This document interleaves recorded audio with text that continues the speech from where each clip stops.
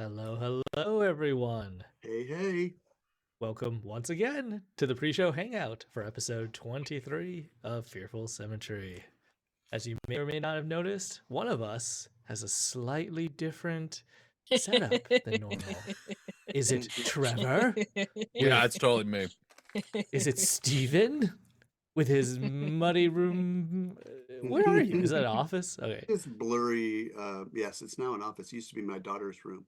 But Is it Erin with her dark office? Yeah, timer went off on that one. No, it's Rhiannon, who's coming to us from Joshua Tree. Yeah. And this is actually a photo I took. Because the I thought you were just out with the rocks. Super unaesthetic. No, I mean, it's a photo I took as opposed to I went on the internet and we're like, I will download a photo for this use. No, I took this. I was there. This was to illustrate your comment about the pile of gravel. Yes. Yes. Yeah, it doesn't all look like this, but a lot of this looks like this. And I hadn't really I'd seen pictures of Joshua trees. There are no Joshua trees in this particular photo. I have other ones of them. But I hadn't really seen the geologic photos in the same way.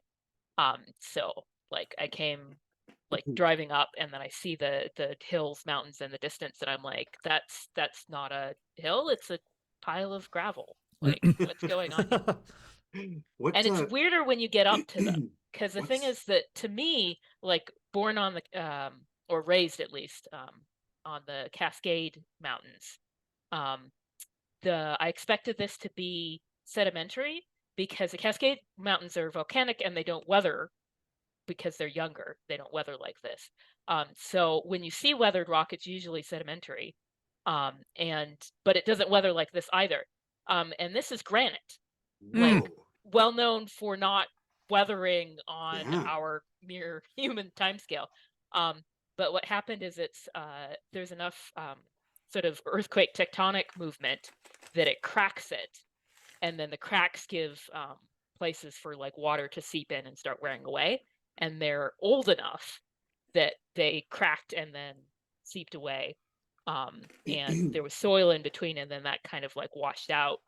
So you're left with granite boulders, piled in just the weirdest ass ways that you wouldn't think were actual anything.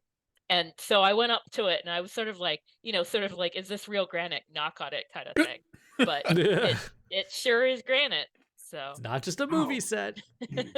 That's what, when I first saw the background, I was just like, I'm pretty sure I've seen the Power Rangers fight there. Yeah. Actually, because I always look for historical places to go. There's a place called Pioneer Town that's near sort of Joshua Tree, the city.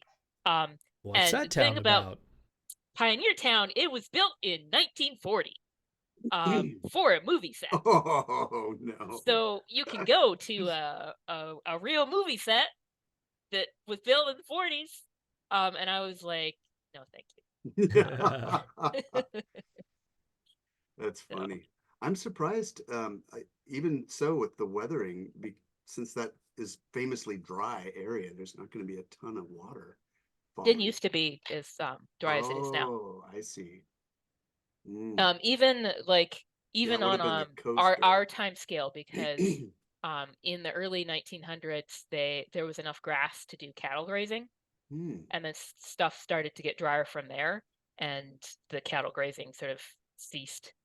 And so even on our time scale, but sort of in the time scale of say, we have evidence of people being in the area for say 12,000 years, 13,000 years, something like that. On that kind of time scale, there was a time when it was more wet and times when it was less wet. And we're talking millions of years, I think, for the weathering to really get going on mountains properly. So without saying exactly where I am, I'm much closer to Joshua Tree than I thought I was. I went to the Pioneer Town website. I was like, oh, I didn't know that. Have you visited? Nope. Oh, come on! It's so cool. I thought you would have, because you're close. The only thing that I have really experienced about Joshua Tree is there was a I'm going to call him a eccentric man that used to come around the cafe I hung out at in my 20s. And one time he was just like, hey, you all, I want to tell you about the time I spoke to Bigfoot at Joshua Tree. Wow. And the conversation devolved from there. So no, I have not been to Joshua Tree, but I have heard tale of it. Well, you should. It's cool. I like I've it. heard of a film coming out that is I mean, nonverbal film about Sasquatch family. Yeah, I heard that? about that too. mhm. Speaking of Sasquatch, have you seen any Sasquatch down there, Rhiannon? That's what I was gonna ask. Is Sasquatch that why you're watch. there to hang with I'm not Sasquatch? even going to dignify that. Oh, you what don't I've been believe in the looking at Squatch? He doesn't believe in you either, Rhiannon. Actually, there's some famous sort of Northwest anthropologists who did sort of like Sasquatch chasing. Grover Krantz, I think. I think it was Grover. Anyway, like so there's this cast of a foot that's at like Wazoo, WSU, Washington State, or something like that, because he was from there and he left it to their collections. So it is inescapable, unfortunately. But to change the subject, Yeah. I look for historical stuff. So there's some gold mining stuff. There's some like indigenous people stuff, but they're good about like not marking that, because you mark it and people tromp around it and then like do graffiti on it. So unfortunately, sorry. Yeah. People are the worst. Yeah, like I would, because they say that there's an area where you can find petroglyphs if you're like super careful, and like so they don't mark them so that people don't like rampage in, but they do say, okay, in this area you might find some. So I was looking around, and of course I found like a modern one, and I was like, gee, thanks. Like here I was looking for something and you've like scratched this with your initials or some bullshit. Mhm. Yeah. And TT loves JJ forever. yeah. Well, it's like the people who put locks on the bridges. Yeah. And like your love is forever for like what, 3 or 4 months until they come and like saw them off. Mm-hmm. So not only are you like polluting the river and like making life hard for the local people, but it's not even forever. So what's the point here? Once upon a time, I went to go visit South Korea because my friend was teaching English there, and he took me around to some of the tourist sites, and they had one of those like, you know, lock your romance forever on this like tower, this really romantic view above like a sweeping hill. And so I was like, well, this is the only time I'm going to be here in my life. I wasn't dating anyone at the time, so I put my name alone on a lock and just put it there. So Love yourself. That's important. yeah. So, you know, it actually, you know, I've wondered, you know, for some time afterwards, like, did I curse myself? Did I lock myself to be alone? So Oh, you telling me? No. It only lasted. It only lasted until they like brought out the bolt cutters. For the Yeah. house. So you telling me that they But, cut it off eventually actually makes me feel better. Oh boy. Kind of like the gum wall. Kind of like the gum wall. That will become applicable eventually. Nobody's cleaning the gum wall though.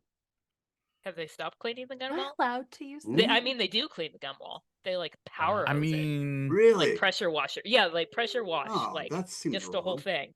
And then people put it back again. Gross. Mm-hmm. Ooh, seems so much tidier just to leave it there. Yeah, but like if you think about sort of if this was some kind of natural process like tree growth rings or something, if you think about like how far it accreted out in a given period of time, if they didn't pressure wash off, like how far would it get? So I understand because of you know, of course, but like, you know, for people like Rumpus in the chat who aren't familiar with the gum wall, what is the gum wall? Pike Place Market in Seattle, there is a wall where people stick their gum. Yep. And it's like a it's not even a constellation, it's an aggregate of gum blobs that I guess gets so thick that eventually they just periodically blast it off. Yep. It's really cool looking though, because it's all It- different colors. I both do and don't want to Google this. Oh yeah, good call. Gum wall, Pike Place Yep. Market. So Yeah. the story Oh goes. God, it's so much worse than I thought. Yeah. Oh my! I was gonna say, like, Ugh. when I first learned about it, like, I got a picture in my head, and that was kind of what it looked like. It's So I was so not- much I'm- worse than I thought it Oh, was. okay. It's so cool. What are you talking about? Well, okay, I mean, the everybody should stringy Google bits. it. I'm not into the stringy bits, but just the polka dots, I'm kind of down with that. Oh, Oh, gross. oh, I can't. Oh, I think people bring packs of like multicolored gum there so that they could like chew it and then draw out little figurines in gum, like little Oh. bunny rabbits or whatever. That is funny. Yeah, there's a picture of somebody spray washing the gum wall. That would be a gross job. I would not want to do that in case that is a level you will never see in Power Ricochets. Wash Simulator. Yeah. I mean, Well, never I say mean- never. They got Final Fantasy and 40K and Yeah, they got Warhammer 40K in there now too. Yeah, Power Wash a freaking Titan. The Yeah. sewer utility like sent us a thing at one point, like, don't use flushable wipes because they're not really flushable. Mhm. And like I already knew that, but they included a picture of like where they like build up, and they're Oh, like, we have to clean this, and I was like, gross. wow, you didn't need to convince me, but like consider me convinced. oh That's God. so vile. But like, so I'm like, somebody's doing that, like, and we probably don't pay them enough. We probably don't pay them like a fraction of enough to do that job. Yeah, whatever it is, it's not enough. Oh boy. Well, I'm changed now. We could talk about like granite boulders again. Those are nice. Granite is the best. It is so grippy and So it doesn't grippy. crumble under your boot. It doesn't even, it's so great. You can run across the tops of those boulders. And This is a pro granite talk. Yeah. super, I was Well, not I- expecting so- this. I so will actually exciting. say that I had the same experience. Like, I am the anti-climber. I only hike on trails. But to sort of look around a little bit, I was sort of going off the trails a little bit. And like, it's so grippy, and like places are flat, and it makes little natural stair steps, and you just like walk around. Yeah. It's great. around. What's cool about boulder hopping, for me, what I like about it is you're basically running, but not full out running, but you're running across the tops of boulders. And usually, like, I would find them in arroyos in Mexico, where they have been, it's just a whole bunch of boulders in the bottom of an arroyo, and you jump from top to top, and you only have enough time to look at the next jump. And so your eyes are always just one jump ahead of where your feet are. You lost me. Oh my God. It's so exciting. Because, Is this high up? no. Okay, no. good. Yeah, I No. can. I maybe I can deal with that. Yeah, it's Heights like are involved. 8 feet at the most. If Pretty really big high. boulders. But oh my God, it is so much fun. I don't know why it is so captivating. It's just, you just have to be in the zone. You can't be thinking about anything except for that next spot, and that's fun. It's been a long time since I've been on any good boulders like that. I have I, to- I love Blissford's comment in the chat. You've all been got by big granite. I mean, just Steven and I'm holding out. No, I'm not jumping. But I will say that I also had a realization, because at work we have offices that are in the American Southwest, and so there's always these warnings about, like, don't park the company truck in a wash, like it can get swept away. Don't camp in washes, blah blah blah. And I remember at one point I said to my father, who grew up in Utah, like, washes are pretty easy to spot. I don't understand why anybody would do something so dangerous. And he's like, yeah, but they're the only good place to camp. Yeah, it's so true. And like, now I'm out here and there's a lot of washes, and they're the only, like, if you're not actually like scrambling on the boulders, they're the greatest place to hike as well. Like they're a little insta trail. And so I'm like, yesterday, because it was drizzling, and so I, obeyed all the like park signs about like don't go in this area or whatever. But I was sort of like, I mean, I am walking in a wash, and it is kind of drizzling, but it's fine. There was not enough water for that. But like now I get it. I'm like, it's so soft and sandy, and there's not like big rocks or like bushes in the way. It's great. Just giving me flashbacks to Boy Scouts. That's, hey, we got to do a hike. Well, we're going out into the desert, and guess what? Gonna walk in the wash. Yep. Oh man, how long will my Game Boy battery last? No cell reception in a lot of the park. That's funny. The whole wash thing is so true. I went hiking once with a friend of mine, and we were complete novices. There's two parts of the Cascade Mountains. There's the northern Cascades, where someone with an imagination named all the peaks, and then there's the southern part where it's named after freaking admirals and crap from the British Navy.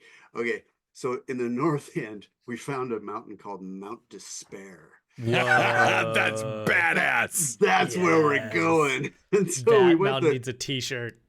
There was no trail. So, or maybe there was a trail, but it was on the other side of the river we decided to follow up. And so we just had to stick with it. And we camped in the wash because it was so nice. It was like a little sandbank. So nice for your tent. But, would have gotten drowned if it had started raining. We were such rookies. It was pretty funny. I feel like a metal band needs to put on a concert in Mount Despair. I mean, on the Oregon coast, we have Dismal Mitch. That's my favorite. Dismal Mitch. What is that? It's near, I think, Astoria. It might have been Lewis and no, it wasn't Lewis and Clark, because they came in on the Columbia and then went back again. There was somebody coming up the coast in the area of Astoria. Oh God, that's funny. And Dismal Mitch. like the niche. Oh, Spelled niche. Dismal niche. I was parsing it. I was like, why do they call it Dismal Mitch? That's No, gonna no, be the no. name of my next D&D. They're hiking and they're like, man, this mountain totally reminds me of that jackass Mitch. He's so dismal. That guy sucked. They use like 18th century spelling, so it's NITCH. I should look it up. Like, What is it specifically? What is it supposed to be? What do you mean? Well, you said they use the spell that it's they use a instead of niche. niche. Yeah. Okay, got it. I was like, notch? I don't know. I don't get it. Dismal niche. Oh my God, that's funny.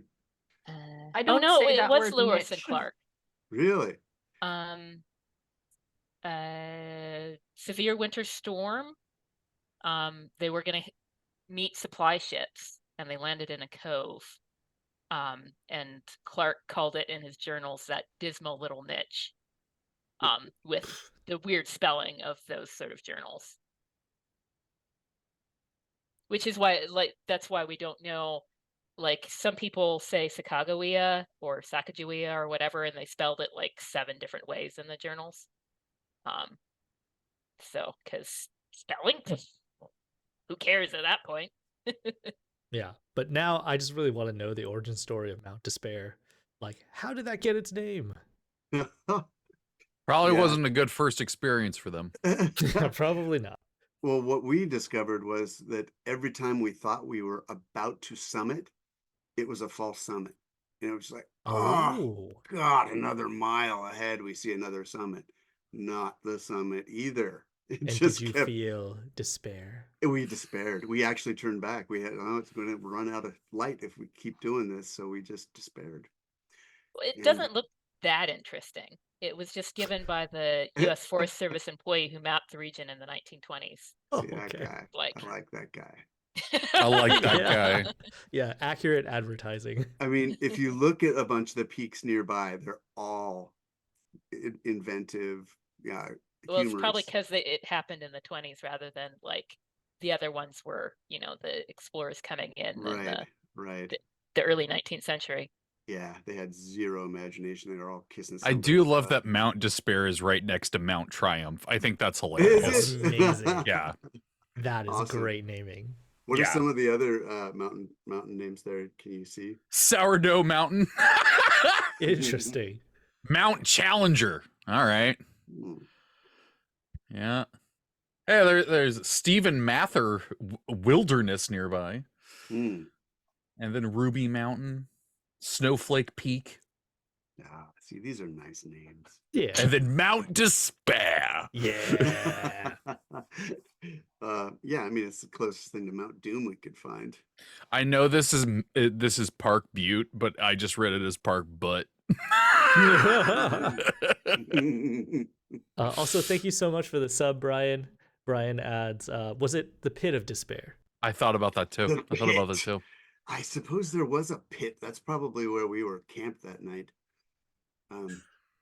It was, Wow. Things could have gone a lot worse for you. yeah. I feel like someone put a lot of pressure on this mountain, El Dorado Peak. Ooh. It's a lot of expectation. Mm-hmm. Yep. That was probably Cutthroat Peak. There we go. Oh man, that's where you go have like a one-on-one battle. Yeah. Yeah. I'll see you at Cutthroat Peak. Didn't like the way you were looking at my girl. Forbidden Cutthroat Peak. That's a good one. Good. The peak is forbidden. Oh, that's just lazy. Jack Mountain. Come on, Jack. You can do better than Ah, that. Jack. What's a Jack? Mountains are the mountain names are funny.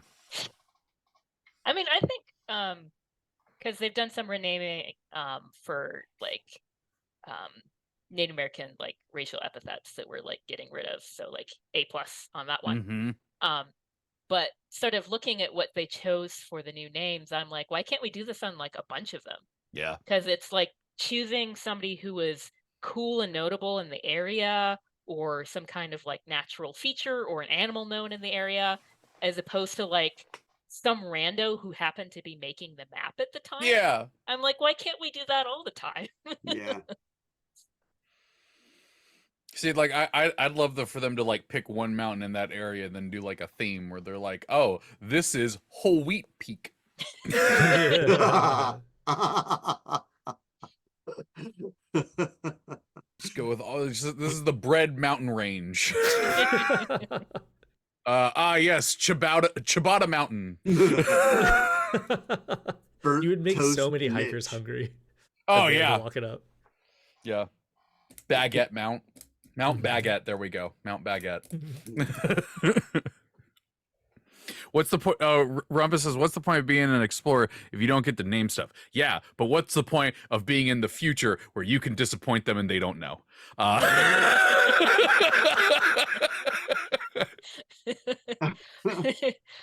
I mean, which explorers? Like, Yeah, that's the that's other good names of point.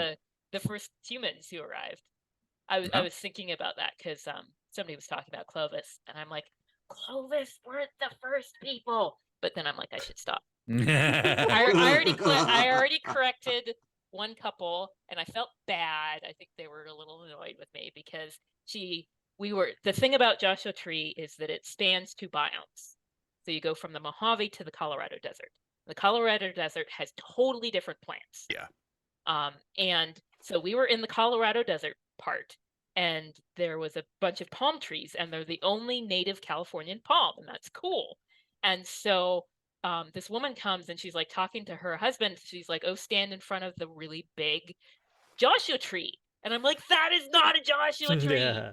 It looks nothing like a Joshua tree. It looks like a palm tree because it's a palm tree. People are going to laugh at you. And like, I wasn't that emphatic. I was just like, oh, we're in the wrong part of the park for that. And she seemed very sort of confused and taken aback. But I was just like, don't be wrong near me. I'm sorry. Sometimes I can't help You myself. wrong near me. That's also a t-shirt. That's my favorite thing. I'm like, I'm a bad Californian. I'm just like, do I know what a California palm? Yes, I do know what that looks like. They thought that was a Joshua. That is very different. Yeah. Yeah. Okay. Well, Sometimes I like letting people be wrong because it just gives me an internal giggle. Like if I saw that, I'd be like, "That's funny." I'm gonna always know they're wrong. I know they're gonna show that picture to someone one day. That like, look at this picture of a Joshua Tree I was in front of, and they're like. But in the meantime, they're spreading misinformation on the internet. But at the same So, time, don't be wrong near Rhiannon. yes. We should So take we our have about break. 5 minutes. Yes. So Yep. we should take our break, and we'll be back for episode 23 of Fearful Symmetry. We finally made me out of the maze, everyone! Yay!